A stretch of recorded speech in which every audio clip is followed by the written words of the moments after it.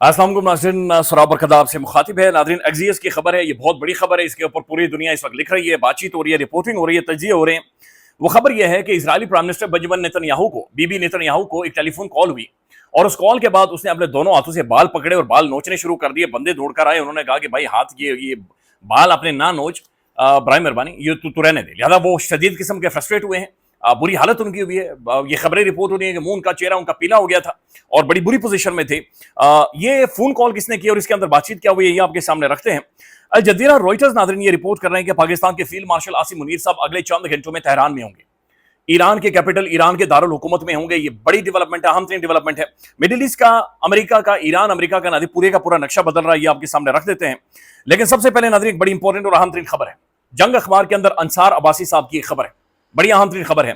अंसार अब्बासी साहब की खबर के मुताबिक 26 नंबर चुंगी पर ये जो कड़ोमस मचा था अभी से चंद घंटे पहले, जहां पर तहरीक इंसाफ वहां पर मौजूद थी और अडयाला जेल की तरफ जा रहे थे, पूरा एक रेजिस्टेंस, पॉलिटिकल एक रेजिस्टेंस या सियासी मुजाहिमत हमने वहां पर देखी थी।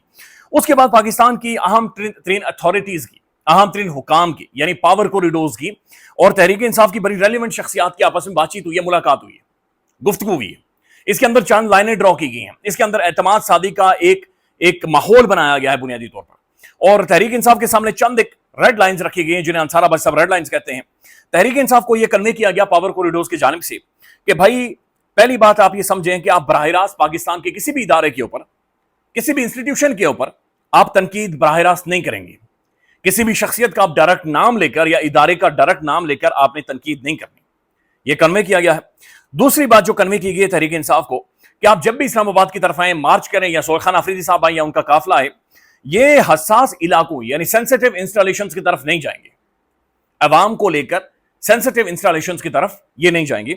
तीसरी चीज जो कन्वे की गई है कि गैर जिम्मेदाराना बयानात कौमी सलामती के ऊपर या दहशतगर्दी के ऊपर किसी भी तरह के गैर जिम्मेदाराना बयानात नहीं दिए जाएंगे तहरीक इंसाफ की जानिब से। तो ये तीन रेड लाइंस है जो कन्वे की गई। अच्छा, इन जो रेड लाइंस कन्वे की गई हैं, इनकी बेस बनाने के लिए एक गुडविल जेस्चर ये दिया गया कि तहरीक इंसाफ के 26 नंबर चुंगी पर जितने भी कारकुन या जो भी शख्सियात गिरफ्तार हुई थी, उन सबको रिहा कर दिया गया है। अंसार अब्बासी की खबर के मुताबिक कि उन सबको बुनियादी तौर पर रिहा कर दिया गया।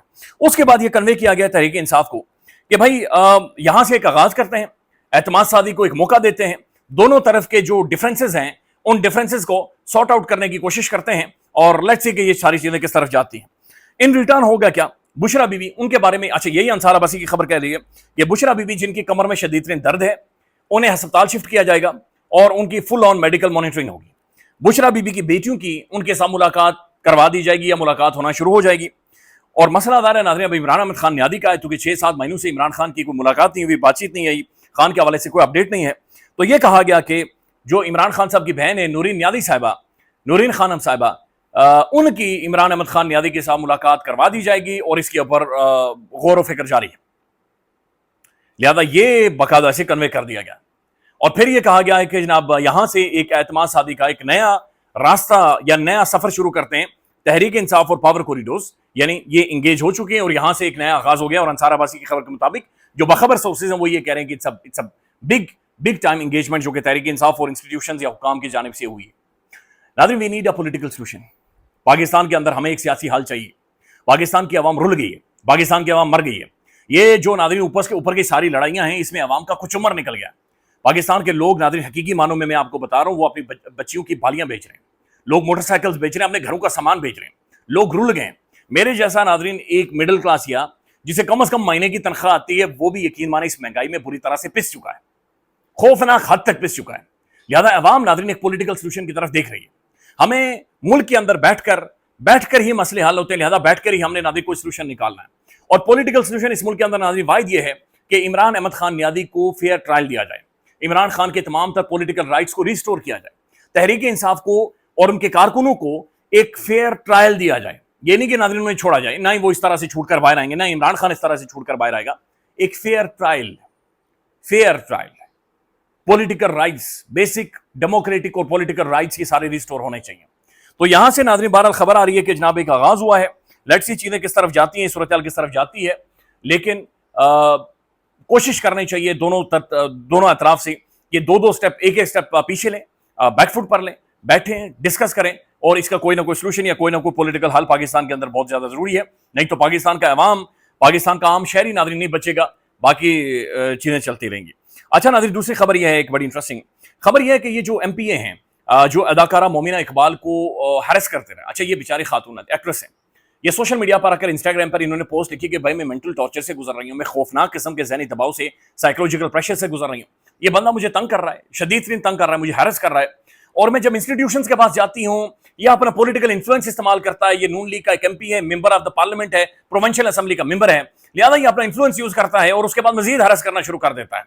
और नाज़रीन, ये है साकिब चद्दड़ साहब। तो साकिब चद्दड़ साहब नाज़रीन मुझे शूचे रखने का शौक रखते हैं, ये तगड़ा किस्म का मुँह एंज ताव देने ने। मसला ये है कि ये जब पार्लियामेंट की या असेंबली के मेंबर बन जाते हैं, अच्छा इनके आगे पीछे नाज़रीन एक गाड़ी लग जाती है, ये टिकटॉकर ये सोचते हैं कि भाई ये कोई ज़मीनी खुदा बन गए।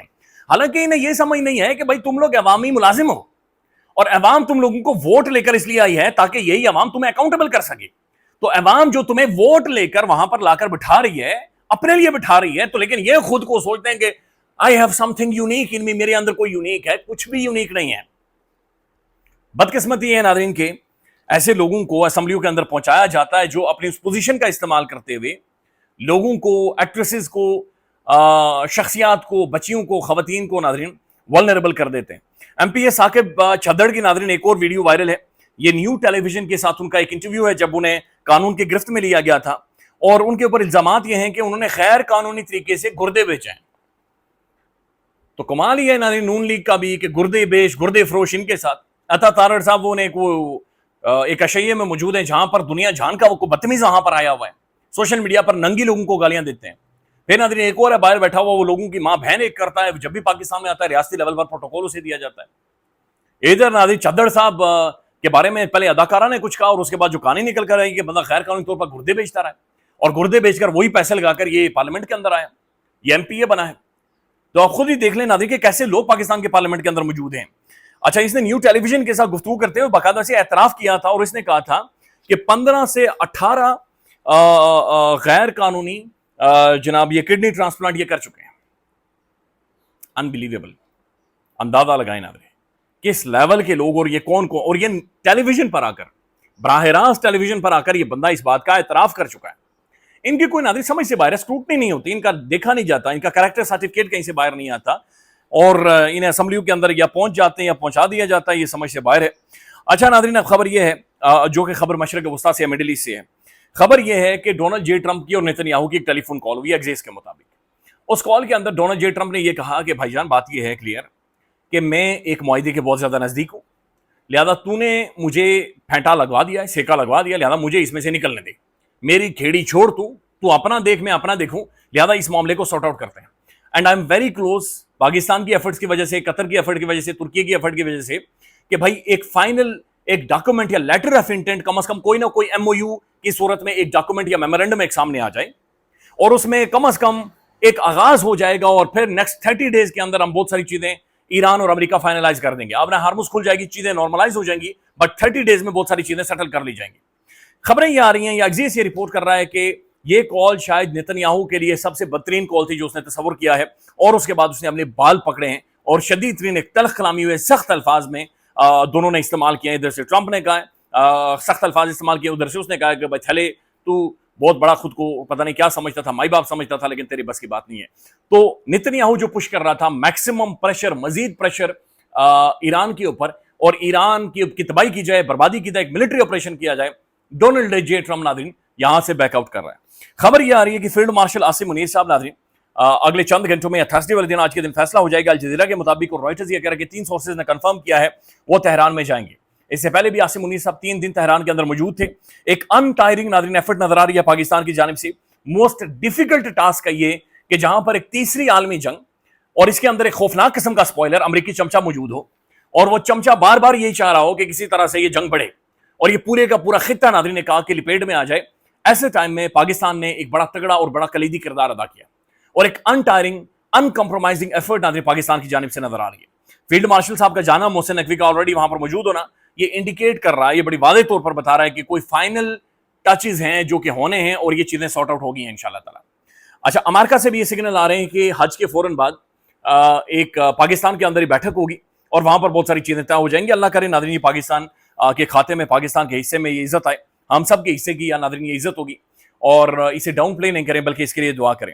اسد طور صاحب نے ایک ویڈیو کیا اور اس کے اندر وہ ذکر کر رہے ہیں کہ پرائم منسٹر ہاؤس کی، وزیر اعظم ہاؤس کی تعزین و آرائش کے لیے 13 سے 19 کروڑ روپے فوری طور پر منظور کر لیے گئے کہ وزیر اعظم ہاؤس کی تعزین و آرائش اور چیزیں وہاں پر جناب سجاوٹ کی جائے، نئی ٹائلیں اور نئی LED لگائے جائیں، اے سی کے اندر نئی گیس بھروائی جائے، وہاں پر خوبصورتیاں اور خوبصورت قسم کی خوشبوئیں چھوڑی جائیں۔ خیال رکھیے گا جی، اپڈیٹ کریں گے۔ اللہ حافظ۔